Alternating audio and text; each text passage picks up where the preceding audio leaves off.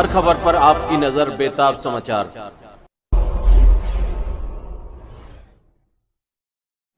श्री मनोज तिवारी जी रात को 1 बजे इनके फेसबुक पे ये अयोध्या में थे और इस समय स्वास्थ्य मंत्रालय के चर्चा में भाग लेंगे। श्री मनोज तिवारी जी तो निश्चित तौर से सराहनीय है।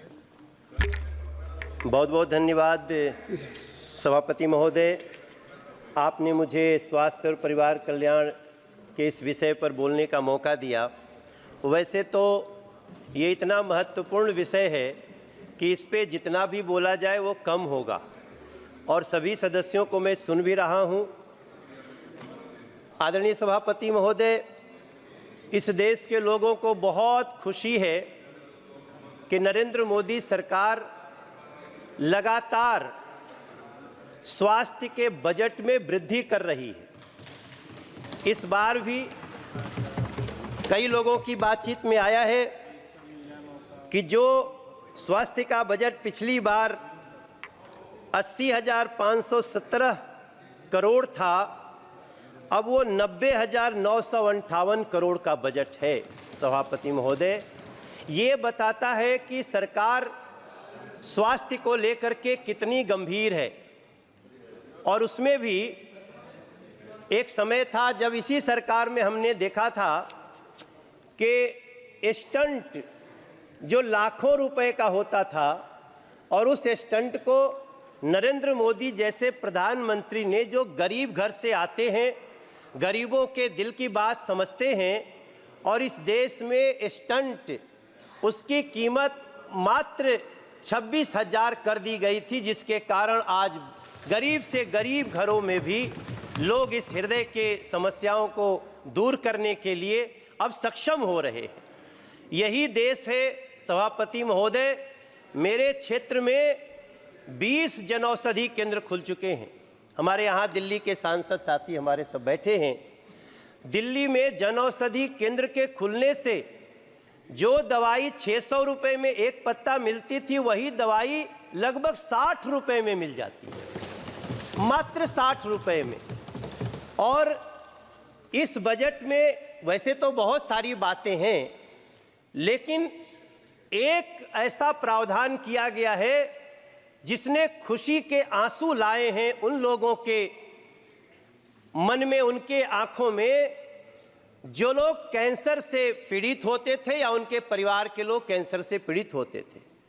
मुझे लगता है चाहे ये ट्रेजरी बेंच हो, चाहे वो सामने का बेंच हो, सभी लोग इसको अप्रिशिएट कर रहे हैं कि अब कैंसर की 3 महत्वपूर्ण दवाइयाँ, जिनमें लोगों को इतना बड़ा खर्चा होता था कि कई बार तो गरीब परिवार के लोग हिम्मत तोड़ देते थे, आज तीनों दवाइयों को इस बजट में कस्टम के शुल्क से मुक्त किया गया है और उसका बहुत ही आसान इलाज हो गया है।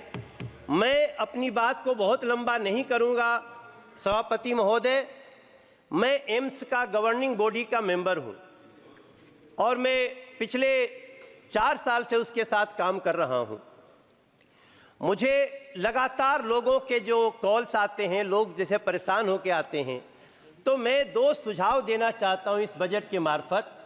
जो आदरणीय अर्जुन राम मेघवाल जी बैठे हैं और हमारे मंत्री जी बैठे हैं, हमारे एम्स में जितने लोग आते हैं, इलाज तो उनका तुरंत शुरू हो जाता है, लेकिन उनको बेड की बहुत भारी समस्या होती है। इसके तहत जो लोग उनको लेके आते हैं, जिसका इलाज शुरू हो गया, वो सड़कों पे सोते हैं सभापति महोदय।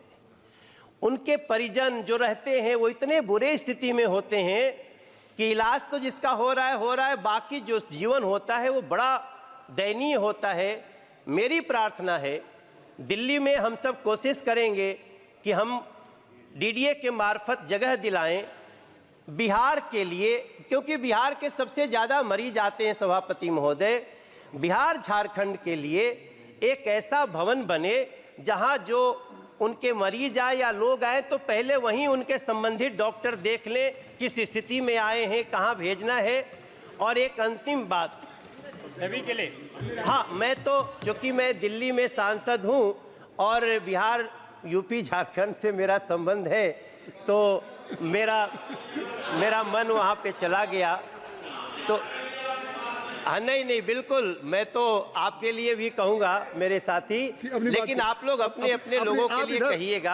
आप चेयर को एड्रेस जी करें। जी जी जी, सभापति महोदय, इधर मत देखिए। तो हम जमीन दिलवाने में भी मदद करेंगे सिर्फ, और मुझे जो मैं अंदर कमेटी में बैठता हूं, एम्स इसको करने में बहुत उत्सुक होगा, ये हमारा विश्वास है।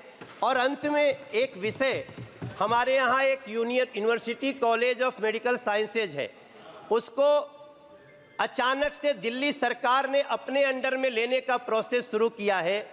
मैं प्रार्थना करता हूं, ये दिल्ली की जो सरकार है, आम आदमी पार्टी की गवर्नमेंट, उसके पास न स्कूल संभल रहे हैं, न अस्पताल संभल रहे हैं। मैं प्रार्थना करता हूं चेयर के थ्रू मंत्री जी से कि हमारे university college of medical sciences को, UCMS को दिल्ली सरकार में न जाने दिया जाए, कृपया जहां है वहीं रहने दिया जाए, ताकि बच्चों की जिंदगी बन सके। मैं इस चर्चा में भाग लिया, बहुत बहुत धन्यवाद। धन्यवाद। श्री पप्पू यादव जी।